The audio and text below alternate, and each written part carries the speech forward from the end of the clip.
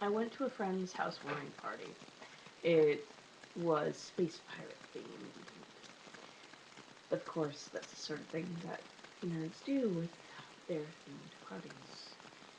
They put something nerdy added to it. It's wonderful. Now, I probably should say things about the party because it was cool and um, there was fire breathing and stuff. But what is really on my mind is that a former boyfriend was there, kind of the former boyfriend. I talk about him. I call him usually something like the loved one or some other totally um well very descriptive name. I miss him, but he hasn't really wanted to see me for years, and so since we were both at the party, I was kind of trying to avoid him leaving rooms that he was entering, sort of thing. And so he asked me to talk at some point and said, "Look, I know you're doing this for me, but please stop. It's making me self-conscious." And then he gave me a compliment on my hair. And I don't know if he realized that that kind of mattered, because the reason that I grew my hair out after I lost him was because I thought about it and I realized that having long hair for me was a sign of independence. I already knew that much. And I had been growing my hair out in hopes of someday getting married, having really amazing hair when I would have married him. And so, with that no longer the case, I had reason to cut it, and I sort of went, no, no, I'm growing my hair out for myself. It is for me a sign not only of independence in that nobody can tell me to cut it, and nobody can make me cut it. It's also sort of a sign of wealth, and some people realize that.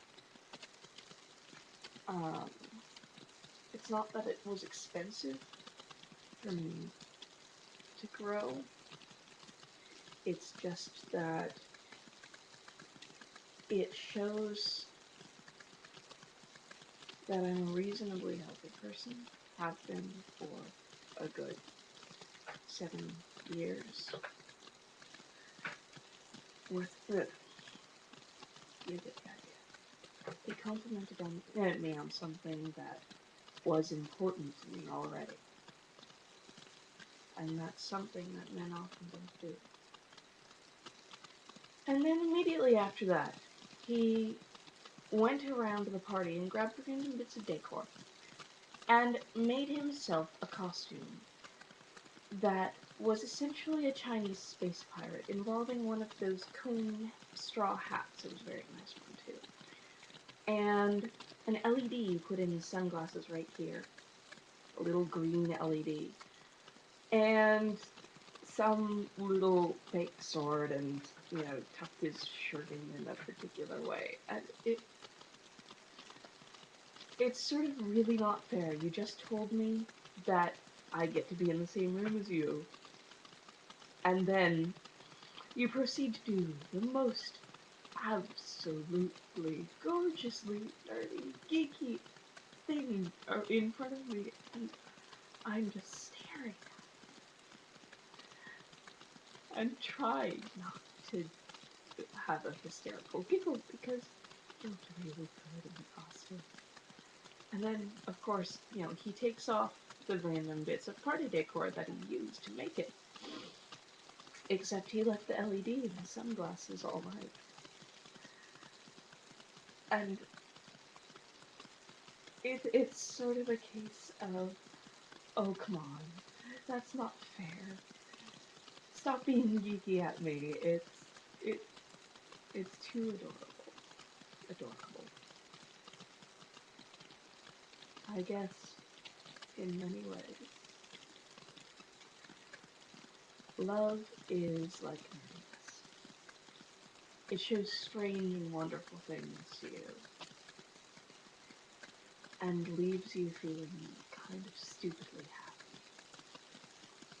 I can't help it.